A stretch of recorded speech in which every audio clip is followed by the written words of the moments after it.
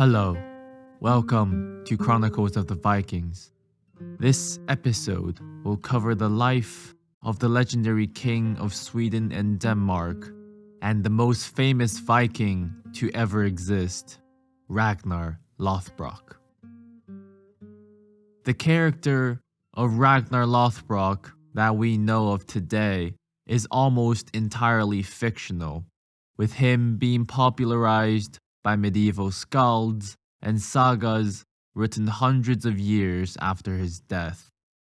A skald is a poet who compose and recite stories to honor past heroes and kings in Scandinavia.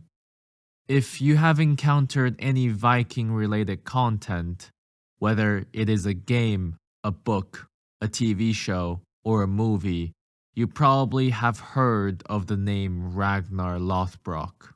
It is difficult to pinpoint which person was the historical Ragnar Lothbrok, and scholars point to three historical figures in primary sources as the main candidates. It's just like trying to find the real King Arthur from history. You can never pinpoint the exact one because you can't find a single person that matches all of the descriptions. Everyone knows the story of King Arthur is of pure fiction, and pretty much so is Ragnar. But I will still show you guys the ones historians point to when asked of the real Ragnar Lothbrok. First, and the most prominently pinpointed person, is a warlord named Reginherus, or Reginheri by the Frankish sources. Reginherus was the general who commanded a fleet of 120 mostly Danish Viking ships, estimated to be at least 4,000 men. He besieged Paris in the year 845 AD. Well, of course, they didn't just ignore everything on their way. Cities and towns were raided when the Vikings were heading towards Paris. Now, people might wonder, how does an inland city become under siege by Vikings who are known for being sea raiders? Surely, the Vikings cannot be this prominent in land warfare where cavalry dominates. And Francia was known for their excellent heavy cavalry charges. Well, the answer is rather simple. The city of Paris, or known as Lutetia when it was constructed by the Gallo-Romans, was constructed on an island in the middle of the river Seine, a river that runs through the modern city. To be even simpler, Paris was just a tiny island when the Vikings raided. This specific raid brought the threat of the Vikings to the direct attention of the Frankish king, Charles the Bald. Reginherus was a vassal of the Danish king Horik I, who, as I mentioned before, didn't really hold much power over his subjects. When heard of the Viking army heading towards Paris, Charles the Bald was not planning to surrender the jewel of his crown, the then Abbey of Saint-Denis, now Basilica. Saint-Denis, or in Latin Dionysius, was the patron saint of Paris and in extension all of West Francia. Some legend claims that the bishop carried his own head in his own hands and walked for miles after being persecuted by local Roman officials under the rule of Emperor Decius in around the year 250 AD. King Charles the Bald amassed two armies in preparation of the siege, placing one on each side of the river. On the surface, it seemed like a perfect defense, with both armies able to aid the city on the island and maintain supply lines for the siege. However, the Vikings were no joke. Reginherus led his army and attacked the smaller army of the two. After the swift victory, Regenharis ordered the execution of 111 captured soldiers in the name of Odin. Regenharis made sure the soldiers guarding the walls witnessed all of the executions of their comrades. With one army being defeated and the other stuck on the other side of the river, the Vikings entered the city on Easter Sunday and began their pillaging traditions. After realizing that there are no chances of success of fending off the Vikings, King Charles paid 7,000 livres of silver. In modern units, it is around 2,570 kilograms or 5,670 pounds to Regenharis. During the siege, a plague broke out in the Viking encampment after they attacked the abbey of Saint-Germain-des-Prés, but Regenharis survived and proudly acclaimed to his overlord, King Horik, that the only resistance he encountered in Francia was from a long-dead saint. This, however, is where the sources diverge. The Annals of Xanten mentioned Regenharis having been killed the same year, but the account of Saint Rimbert of Hamburg-Bremen recorded a Viking of the same name attacking the city of Hamburg, just south of the Danish border, in Frankish Saxony. The name Regenharis disappears in the records. Some scholars suggest that King Horik made plans to get rid of Regenharis for his outrageous raids on Charles, whom Horik was trying to get on good terms with to secure the Danish southern border. How Regenharis' story ends, we have no clue. But because Regenharis was never mentioned to ever be king historically, some look to the second option, which is the historical Danish king Horik, who reigned from the years of 813 to 854, with him being the sole king after year 828. Horik was the son of King Gudfred, whom Horik did not succeed. The throne was passed on to Horik's cousin, Hemming, until he died within 2 years. After a period of turmoil, two figures became king.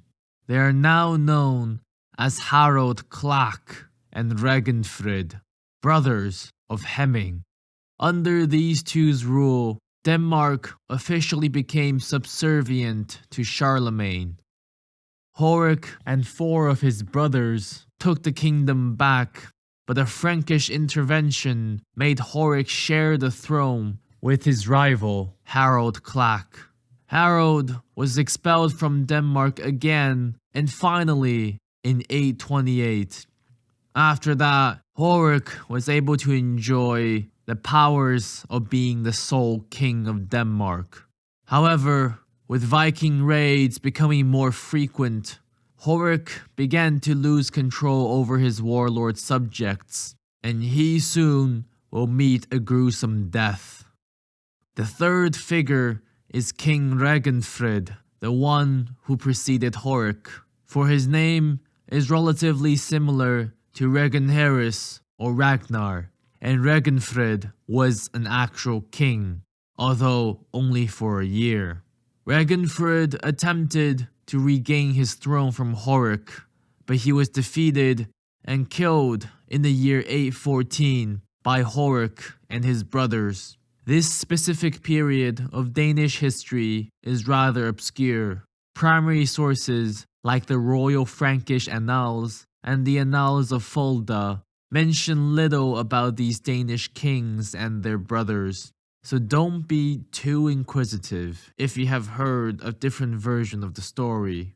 However, this is as far as primary sources go. What we now commonly know about Ragnar Lothbrok are mostly from sources written hundreds of years after the proposed range of life of Ragnar. The Icelandic and Danish written work all mention a slightly different version of Ragnar.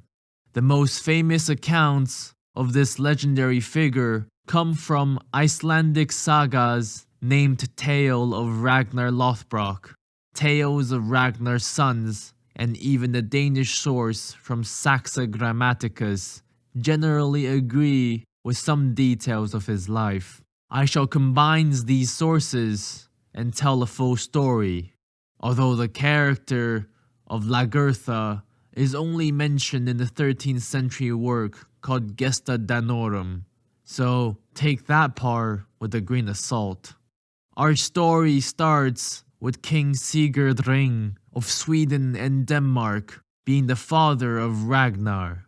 Ragnar grew up to become a handsome man and show traits of a great warrior. It was said that he was good to his men and cruel to his enemies. On one of his journeys, after he became king when he was 15 of age, he and his troops landed on the coast of Norway. Heading further inland, Ragnar stood atop a hill and decided to sit and rest while he enjoyed the scenery of Norwegian fjords. Out of the horizon emerged two armies who began to fight each other. Ragnar observes the combatants as this was not his battle. Out of the chaos, a woman in silver armor caught Ragnar's eyes. She fought fiercely and rode her horse in and out of battle, toppling enemies. However, her army was outnumbered and quickly overrun. Seeing the maiden in trouble, Ragnar charged into battle to aid the women, in which they both fought valiantly and not only repelled the enemy, but caused them to flee after slaying their best warriors. The battle was over, and Ragnar returned to his troops who were tending to the ships while he wandered off. The next day, Ragnar learned that the maiden's name is Lagertha, and she ruled the surrounding land. Ragnar was received by Lagertha to celebrate their victory over the enemy. The two quickly fell in love and decided to marry. Ragnar spent 3 years ruling by Lagertha's side until he was told by his messengers that some of his disloyal subjects rebelled against him in the Danish islands. Having to answer the call to defend the integrity of his kingdom, Ragnar prepared to return to Denmark. Ragnar requested Lagertha to return to Denmark and rule as his queen, but Lagertha refused as she did not want to abandon her homeland and subjects to rule in a foreign kingdom. Respecting her decision, a lonely Ragnar set sail for Denmark to put down the rebellion. The next part of the tale is about the origins of the name Lothbrok. Ragnar was called to assist a Swedish jarl or earl of Götaland, known as Gitland or Gothia in historical sources. He was called by Jarl Heruth to defeat a serpent that threatens the life of his daughter. As a method of protection against the serpent's venom, Ragnar boiled his shaggy cowhide trousers in pitch, a black or brown substance that is distilled from tar or petroleum. Ragnar used a spear to impale the serpent, while his new trousers protected him from the venomous blood. This earned him the name of Lothbrok, or translated to hairy trousers. As a reward and thanks for exterminating the serpent, Jarl Heruth gave his daughter Thora's hand in marriage. Ragnar and Thora's marriage was happy, and it produced 2 sons, Eirik and Agnar. However, This marriage didn't last forever. Thora fell ill and died soon after. Ragnar, rather than mourning for his late wife, decided to raid his pains away. One of the summers after Thora's death, Ragnar traveled to Norway again, and this time he met a woman named Kraka on a farm. Seeing her natural beauty, Ragnar decided to give Kraka a little riddle. Ragnar requested Kraka to come to him neither clothed nor unclothed, neither full nor hungry, neither with company nor unattended. Kraka arrived wearing a fishnet covered by her own hair, eating a fruit while traveling with the dog. Awed by her wisdom, Ragnar joyfully received her as his wife. Together with Kraka, Ragnar gained 4 more sons: Ivar, or if you want me to be more English, Ivar, Björn, Hvitserk, and Ronvald. These sons will make their own name later in life, with the 2 most famous being known as Ivar the Boneless and Björn Ironside. With Ragnar becoming more and more powerful, he desired a wife that matched his status. Kraka was only known as a peasant girl amongst Ragnar, his allies, and adversaries. The marriage almost came to an end when Ragnar arranged another marriage with the daughter of the Swedish king. To save her marriage, Kraka revealed her true ancestry, being the daughter of Sigurd and the shield maiden Brunhildr. For the people who don't know, Sigurd is a legendary warrior who had slain a dragon named Fafnir. Sigurd was as much of a celebrity as we know of Ragnar today. Kraka's true name is Aslaug, a name that is more widely known. Aslaug revealed to Ragnar a foretelling to prove her ancestry, which she said their next son will be born with snakes in his eyes. And just like the foretelling, Sigurd Snake in the Eye was born, and thus saved his parents' marriage. The Swedish king, Eystein, now hostile to Ragnar for breaking off the marriage agreement with his daughter, declared war on Denmark. By now, the firstborns of Ragnar, Eirik and Agnar, sons of Thora, have grown to be fearsome warriors just like their father, conquering and expanding the Danish realm into Jutland and the Swedish islands of Gotland and Öland. Both desire not only to show their father their competence, but to carve a kingdom of their own. They took off to deal with the Swedish king when Ragnar was busy raiding in Gandvik, the name the Vikings gave to the Baltic coast. Eirik and Agnar met with the Swedish king and demanded Eystein to become their vassal. On top of that, Eirik also demanded Eystein to hand over his daughter, the one who was arranged to marry his father Ragnar, over as his wife. Facing such a humiliating deal, yet uncertain if he can defeat Eirik and Agnar, Eystein told the brothers that he needs some time to think. Upon returning, Eystein immediately consulted with his chieftains, and the chieftains overwhelmingly agreed to protect their dignity and fight the invading brothers.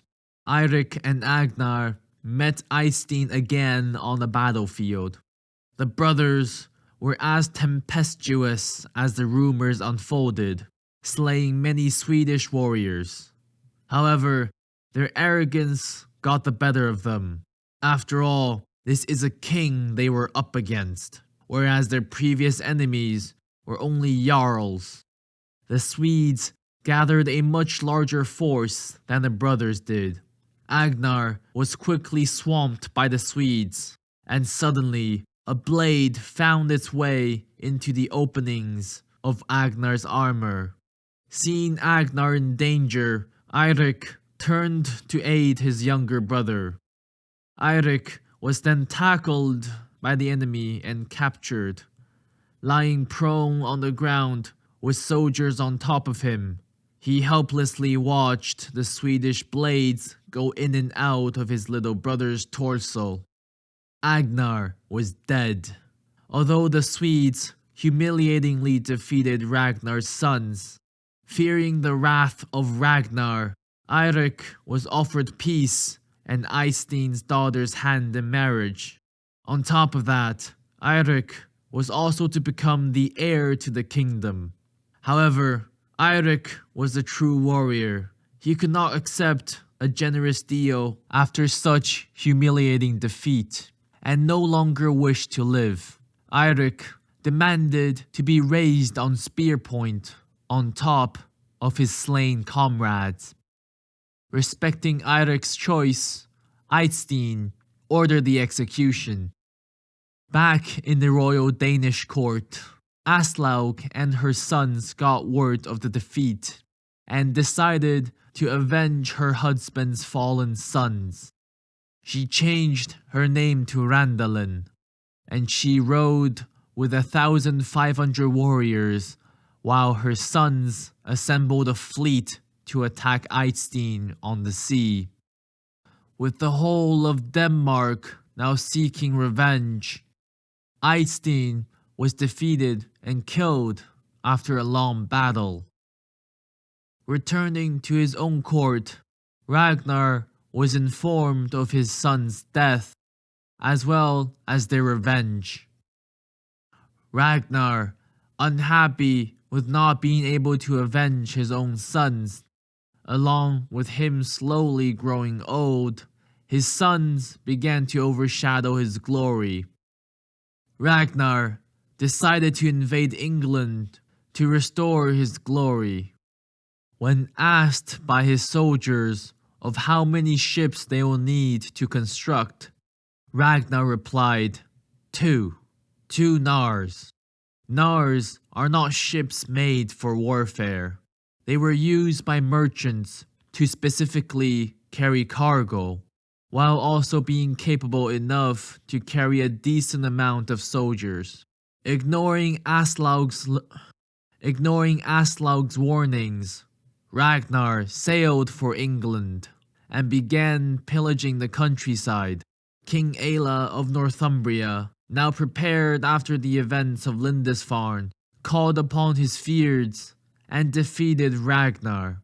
However, Ragnar survived as Aslaug gifted him magical armors that cannot be penetrated by swords and arrows. King Aella, realizing he cannot kill Ragnar on the battlefield, decides to strip off his armor and throw him into a pit of snakes. Ragnar, surrounded by venomous snakes and stripped of his magical armor, continues to live with the protections from his hairy pants.